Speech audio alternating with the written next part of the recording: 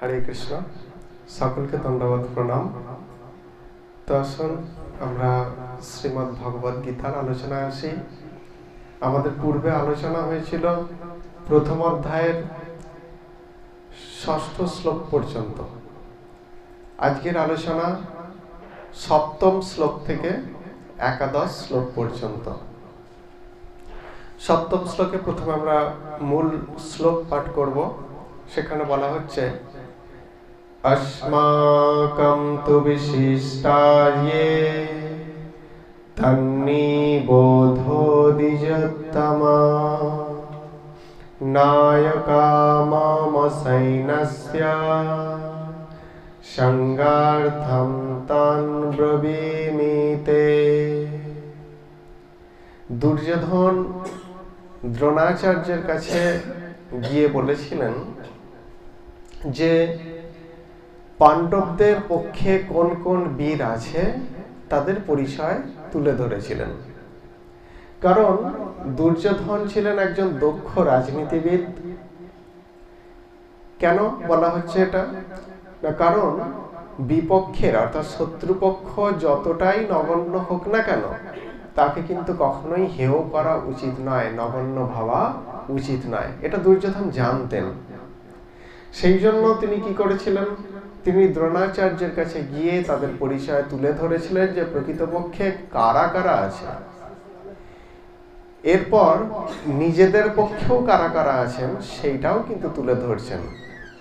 কারণ ভয় পাওয়ার কিছু নেই। পাণ্ডবদের পক্ষে যা আছে তাদের থেকে অনেক বেশি সেনা সামন্ত এবং লোকবল আমাদের আছে। আপনি তারও পরিচয়টা একটু জেনে নিন।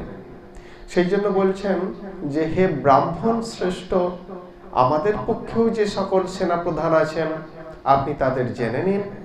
আপনার অবগতির জন্য অর্থাৎ আপনাকে জানানোর জন্য আমাদের সৈন্যদের মধ্যে যে সকল সেনাপতি আছেন তাদের নাম আমি বলছি, আপনি ভালো করে শ্রবণ করুন। কারা কারা আছেন? ভবান ভীষ্মশ্চ কর্ণশ্চ কৃপশ্চ সৌমিতিঞ্জয়ঃ অশ্বত্থামা বিকর্ণশ্চ সৌমো দত্তিস্তথৈব চ। কারা আছেন? প্রথমেই তার কথা বলছেন, দ্রোণাচার্যের কথা, অর্থাৎ আপনি আছেন। অর্থাৎ আপনি যে কতটা মহাবীর এবং আপনার প্রতি আমার কতটা বিশ্বাস ভরসা, সেইটা জানানোর জন্যই প্রথমে কি বলছেন? দ্রোণাচার্যের কথাই বলছেন যে আপনি আছেন, পিতামহ ভীষ্ম আছেন, কর্ণ, কৃপাচার্য, অশ্বত্থামা, বিকর্ণ এবং সমদত্তের পুত্র ভূরিশ্রবা, এনারা আছেন। এবার আমরা আলোচনা করব যে এনাদের পরিচয়, এনারা কে। তো দ্রোণাচার্য কে ছিলেন? দ্রোণাচার্য ছিলেন মহর্ষি ভরদ্বাজের পুত্র। ইনি পরশুরামের কাছ থেকে এবং মহর্ষি অগ্নিবেশের কাছ থেকে অস্ত্রবিদ্যা এবং বহু অস্ত্রশস্ত্র লাভ করেছিলেন। তিনি বেদজ্ঞ ব্রাহ্মণ ছিলেন, তপস্বী ছিলেন, শাস্ত্রে তার অগাধ জ্ঞান ছিল। তিনি ভীষণ সাহসী এবং বীর ছিলেন। যুদ্ধক্ষেত্রে তিনি যখন পূর্ণ শক্তি প্রদান করতেন তখন তার সম্মুখে দাঁড়ানোর মতো কেউ যেন তার থাকতো না, দাঁড়ানোর মতো ক্ষমতার কারো থাকতো না। তো ইনি মহর্ষি শরদ্দানের কন্যা কৃপিকে বিবাহ করেছিলেন এবং এনাদের সন্তান ছিলেন অশ্বত্থামা। ইনি রাজা দ্রুপদের বাল্য সখা ছিলেন। একই সঙ্গে তিনি মুনিগৃহে থাকতেন, তাদের মধ্যে খুব সখ্যতা ছিল। কিন্তু পরবর্তীকালে দ্রুপদ যখন তার পিতার রাজ্যে ফিরে গিয়ে রাজা হন, কোনো এক সময় সেই দ্রোণাচার্য গিয়েছিলেন দ্রুপদের সঙ্গে দেখা করতে এবং তাকে মিত্র বা বন্ধু বলে সম্বোধন করেন। কিন্তু সেই দ্রুপদ এমনই ঐশ্বর্যের অহংকারী হয়ে উঠেছিলেন যে তিনি তাকে অপমান করে বলেছিলেন যে আমার মতো ঐশ্বর্যশালী রাজার সঙ্গে তোমার বন্ধুত্ব হয় কি করে, কারণ তুমি একজন নির্ধন দরিদ্র ব্রাহ্মণ, তোমার সঙ্গে আমার বন্ধুত্ব হয় কি করে। তো দ্রুপদ অপমানিত হন এবং সেখান থেকে ফিরে আসেন হস্তিনাপুরে। সেখানেই তার শ্যালক কৃপাচার্যের সঙ্গে বাস করতে থাকেন এবং পরবর্তীকালে পিতামহ ভীষ্মের সঙ্গে তার পরিচয় হয় এবং পিতামহ ভীষ্ম তার দক্ষতা এবং পারদর্শিতা বা তার গুণ তিনি জানতে পারেন। জেনে কি করেন না, কুরু পাণ্ডবদের শিক্ষক রূপে নিযুক্ত করেন, শিক্ষক করে দেন। তো শিক্ষা যখন সমাপ্ত হয় তখন সেই দ্রোণাচার্য গুরুদক্ষিণা স্বরূপ তার শিষ্যদেরকে বলেন যে রাজা দ্রুপদকে আমার কাছে বন্দী করে আনতে হবে। কিন্তু এই আদেশ কেউই পালন করতে পারেননি, একমাত্র অর্জুনই পেরেছিলেন। তিনি দ্রুপদকে পরাজিত করে গুরুর সম্মুখে অর্থাৎ দ্রোণাচার্যের সম্মুখে উপস্থিত করেছিলেন। দ্রোণাচার্য দ্রুপদকে হত্যা করেননি, কিন্তু দ্রুপদের যে ভাগীরথীর উত্তর ভাগের রাজ্য ছিল সেটা তিনি অধিকার করে নিয়েছিলেন। তো মহাভারতের যুদ্ধে এই দ্রোণাচার্য 5 দিন সেনাপতির পদে নিযুক্ত হয়ে ভীষণভাবে যুদ্ধ করেছিলেন। শেষে তিনি প্রতারিত হয়েছিলেন বা ছলনার শিকার হয়েছিলেন একটা, সেটা আমরা জানি যে তার পুত্র অশ্বত্থামা মারা যাননি, কিন্তু যুধিষ্ঠিরকে দিয়ে বলানো হয়েছিল যে অশ্বত্থামা হত, অর্থাৎ অশ্বত্থামা তার পুত্রেরও নাম ছিল আর একটা হাতিরও নাম ছিল। তো সেই হিসাবে সেই রকম ছলনার আশ্রয় নিয়ে তাকে বোঝানো হয়েছিল যে তার পুত্র মারা গেছে, এবং যখন তিনি বুঝতে পারেন যে পুত্র মারা গেছে তার মানে আমি আর যুদ্ধ করব না, সেই জন্য তিনি অস্ত্র পরিত্যাগ করেন এবং ভগবত ধ্যানে নিমগ্ন হন।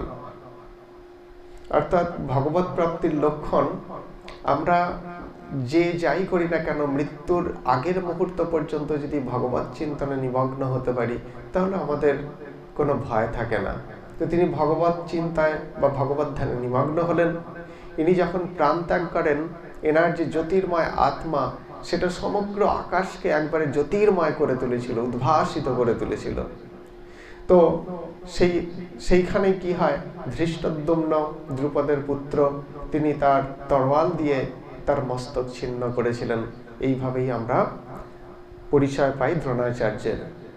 এরপর আমরা আসব পিতামহ ভীষ্মের পরিচয়। পিতামহ ভীষ্মকে আমরা সবাই জানি, ইনি শান্তনুর পুত্র এবং গঙ্গা মায়ের গর্ভজাত সন্তান।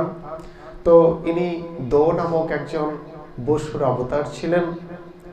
তার অপর নাম অর্থাৎ ভীষ্মের অপর নাম ছিল দেবব্রত। ইনি সত্যবতীর সঙ্গে নিজের পিতার বিবাহ দিতে চেয়েছিলেন, কিন্তু সত্যবতীর পিতা তিনি শর্ত রেখেছিলেন ভীষ্মের কাছে যে আমি তোমার পিতা শান্তনুর সঙ্গে সত্যবতীর অর্থাৎ আমার কন্যার বিবাহ দিতে চাই, কিন্তু এই শর্ত তোমাকে মানতে হবে। কি না, তোমাকে বিবাহ করলে হবে না, তুমি বিবাহ করতে পারবে না এবং হস্তিনাপুরের রাজ সিংহাসনে তুমি অধিষ্ঠিত হবে না, এই কথা দাও। সত্যবতীর গর্ভ থেকে যে সন্তান উৎপন্ন হবে তিনি হস্তিনাপুরের সিংহাসনে বসবেন, এই কথা দাও। তো পিতার সুখের জন্য তিনি কি করেছিলেন, তিনি সেগুলো মেনে নিয়েছিলেন। তিনি আজীবন ব্রহ্মচর্য পালন করেছিলেন আর তিনি হস্তিনাপুরের সিংহাসনে বসবেন না বলে প্রতিজ্ঞা করেছিলেন। শুধু তাই নয়, হস্তিনাপুরের সিংহাসনের পাশে অর্থাৎ সিংহাসন রক্ষার দায়িত্ব তিনি নিয়েছিলেন, ভীষণভাবে প্রতিজ্ঞা করেছিলেন। এই ভীষণভাবে প্রতিজ্ঞা করার জন্য এনার নাম হয়েছিল ভীষ্ম। তো পিতার সুখের জন্য তিনি এইভাবে প্রতিজ্ঞা করেছিলেন বা এই রকম কর্ম করার জন্য পিতা তাকে আশীর্বাদ করেছিলেন যে তার স্বেচ্ছা মৃত্যু হবে, অর্থাৎ তিনি যখন চাইবেন তখনই তার মৃত্যু হবে, তার আগে কিন্তু কেউ তাকে হত্যা করতে পারবে না। শুধু তাই নয়, ইনি বিভিন্ন সৎ গুণাবলীতে বিভূষিত ছিলেন, তার মধ্যে বহু দিব্য গুণ ছিল। তিনি ভগবত ভক্তি পরায়ণ ছিলেন, শ্রীকৃষ্ণের প্রেমিক বা একনিষ্ঠ ভক্তও তিনি ছিলেন। তিনি মহাভারতের যুদ্ধের সময় ভগবান শ্রীকৃষ্ণ প্রতিজ্ঞা করেছিলেন যে এই যুদ্ধে আমি কেবল সারথি, আমি কখনোই অস্ত্র ধারণ করব না। কিন্তু ভীষ্ম প্রতিজ্ঞা করেছিলেন যে আমি যদি তোমার ভক্ত হই তো আমি তোমার হাতে অস্ত্র তুলবই, অর্থাৎ তোমাকে অস্ত্র ধারণ করতে হবেই, এটা প্রতিজ্ঞা করেছিলেন। কিন্তু পরবর্তীকালে দেখা গেল যে ভগবান এবং ভক্তের প্রতিজ্ঞা, কার প্রতিজ্ঞা জয়ী হয়? ভগবান সবসময় চান যে তার ভক্তই জয়ী হোক। তিনি কখনোই ভক্তকে উপেক্ষা করে নিজে বিজয় প্রাপ্ত হতে চান না। সেই জন্য পরবর্তীকালে তিনি অস্ত্র ধারণ করেছিলেন, সে কাহিনীতে আমরা আসছি না। তো এইভাবে তিনি যুদ্ধ করছিলেন। তো 10 দিন ভয়ানকভাবে যুদ্ধ করেছিলেন এবং তিনি দুর্যোধনের কাছে প্রতিজ্ঞাও করেছিলেন, তাকে বলেছিলেন যে দেখো দুর্যোধন, আমি পাণ্ডবদের কাউকে হত্যা করব না, অর্থাৎ পঞ্চ পাণ্ডবকে আমি হত্যা করব না, কিন্তু তার পরিবর্তে আমি তাদের পক্ষে যে সেনা আছে তাদের প্রত্যেক দিন 10,000 করে সেনা আমি নিহত করব, হত্যা করব, এটা বলেছিলেন। তো দুর্যোধন মেনেও নিয়েছিলেন যে ঠিক আছে আপনি তাই করবেন, এটা মেনে নিয়েছিলেন। এইভাবে যুদ্ধ করতে থাকেন। তারপর কি হয় না, তিনি সরসজ্জায় শায়িত হন এবং শেষ পর্যন্ত সকলকে দিব্য জ্ঞানে জ্ঞান প্রদান করে ভগবান শ্রীকৃষ্ণের শ্রীমুখ দর্শন করতে করতে তিনি সূর্যের উত্তরায়ণকালে তিনি স্বেচ্ছায় মৃত্যুবরণ করেছিলেন, করে তিনি ভগবত ধাম প্রাপ্ত হয়েছিলেন। এরপর আমরা আসবো কর্ণকে। কর্ণ কৌরব পক্ষে যোগদান করেছিলেন।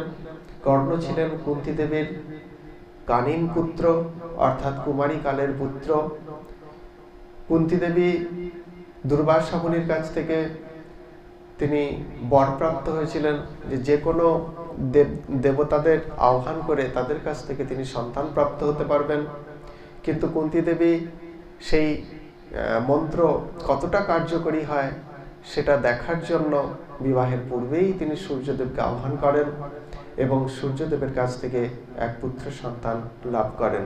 কিন্তু যেহেতু কুমারী কালের পুত্র, সেই জন্য তিনি লোকলজ্জার ভয়ে ভেলায় করে নদীতে তাকে ভাসিয়ে দেন। কিন্তু সৌভাগ্যবশত সেই ভেলা ভাসতে ভাসতে হস্তিনাপুরে পৌঁছায়।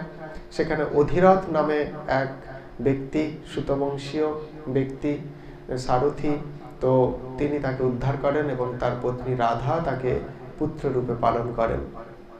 কর্ণ তিনি যখন জন্মগ্রহণ করেন তখন কবচ কুণ্ডল সহ জন্মগ্রহণ করেছিলেন, যার দ্বারা এটাই বোঝানো হয়েছিল যে এই কবচ কুণ্ডল যতক্ষণ তার সঙ্গে থাকবে তাকে কেউ হত্যা করতে পারবে না, এটাই।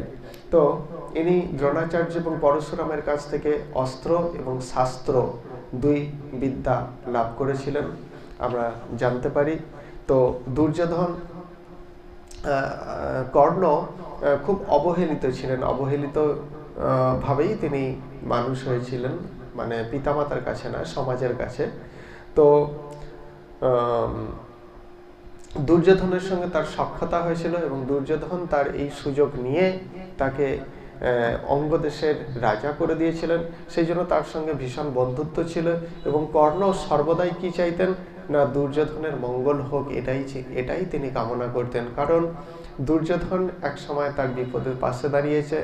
অবহেলিত সমাজ যাকে সদা সর্বদা অবহেলা করে সেরকম এক ব্যক্তিকে রাজপদ প্রদান করেছেন। সেই জন্য কৃতজ্ঞতাবশত তিনি দুর্যোধনকে ছেড়ে কখনোই পাণ্ডব পক্ষে যোগদান করতে চাননি। এমনকি স্বয়ং কুন্তী দেবী এবং ভগবান শ্রীকৃষ্ণ বলার সত্ত্বেও তিনি যোগদান করেননি।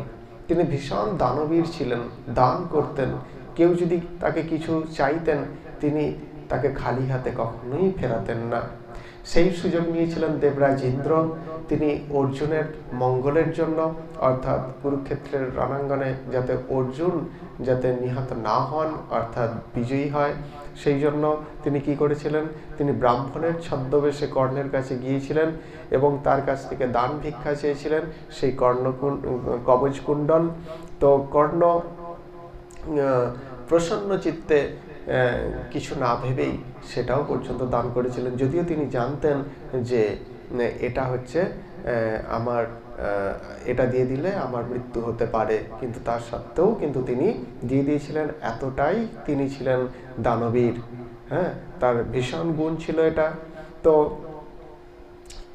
এর পরিবর্তে ইন্দ্র তাকে একটা অস্ত্র প্রদান করেছিলেন, হ্যাঁ, যুদ্ধকালে কর্ণ সেই অস্ত্রের সাহায্যে ভীমসেনের যে পুত্র, হ্যাঁ, ঘটোৎকচকে বধ করেছিলেন এই অস্ত্রের দ্বারাই, ইন্দ্রের দেওয়া অস্ত্রের দ্বারাই।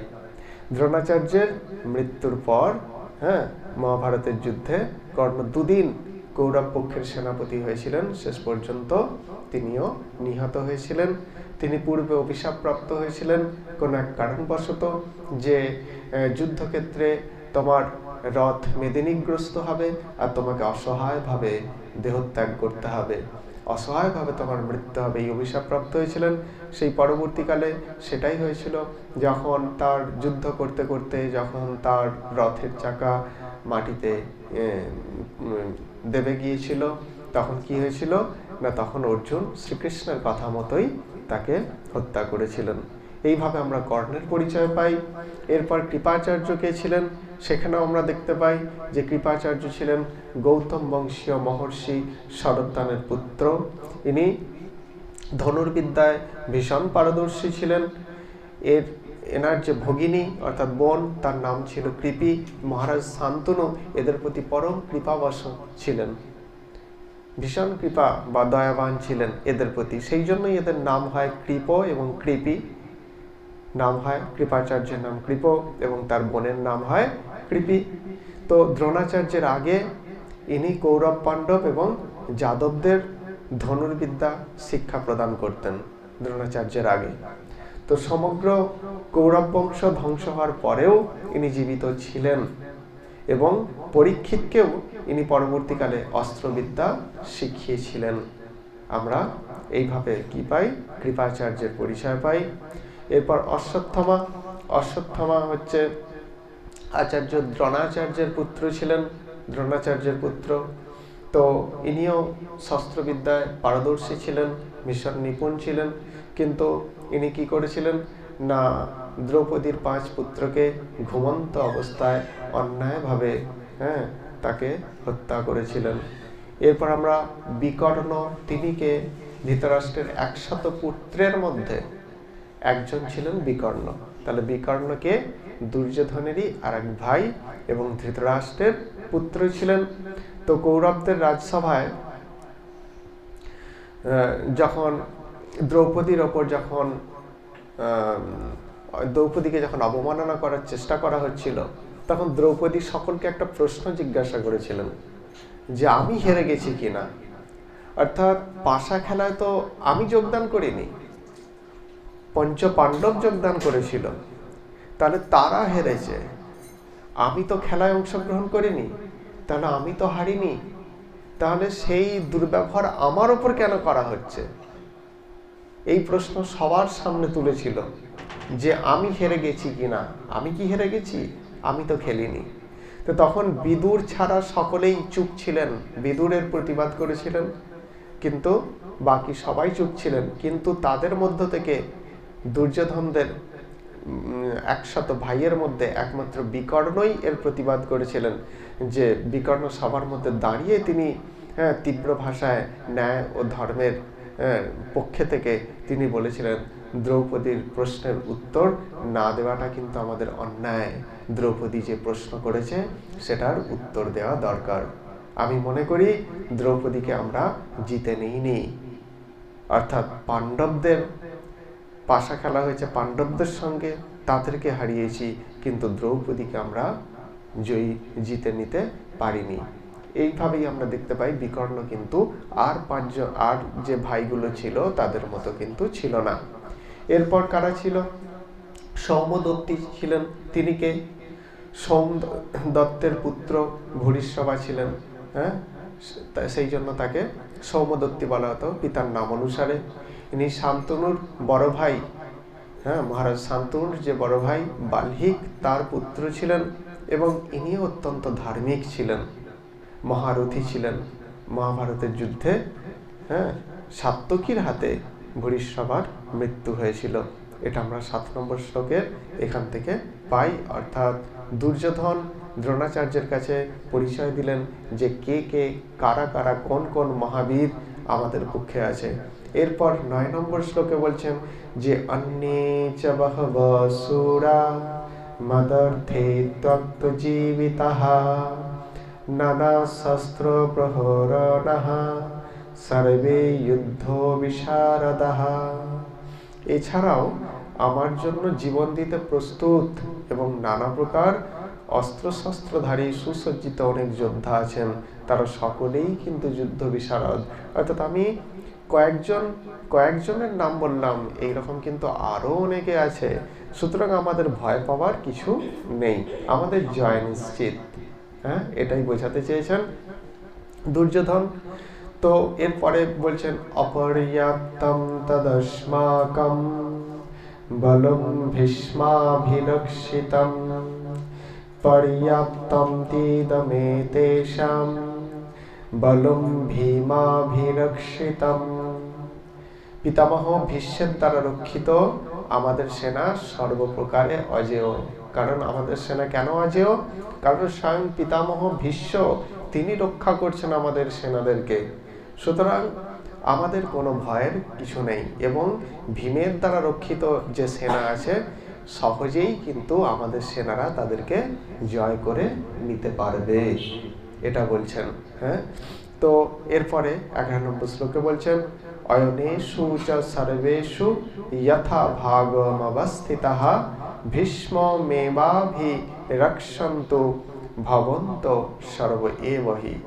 অর্থাৎ তাই সমস্ত বিভাগে নিজ নিজ বহুস্থানে অবস্থিত হয়ে আপনারা সকলে সুনিশ্চিতভাবে পিতামহ ভীষ্মকে সর্বদিক থেকে রক্ষা করুন। যেহেতু পিতামহ ভীষ্ম আমাদের প্রধান সেনাপতি, তাই তাকে আপনারা রক্ষা করুন। তার বুদ্ধিতে, তার তেজে কিন্তু আমরা বিজয়ী হতে পারবো, আমাদের কোনো ভয় নেই। এটাই কিন্তু এই শ্লোকের ব্যাখ্যা। এরপর আমরা 12 নম্বর শ্লোক পরের পাঠে আলোচনা করব। হরে কৃষ্ণ, সকলকে ধন্যবাদ, প্রণাম।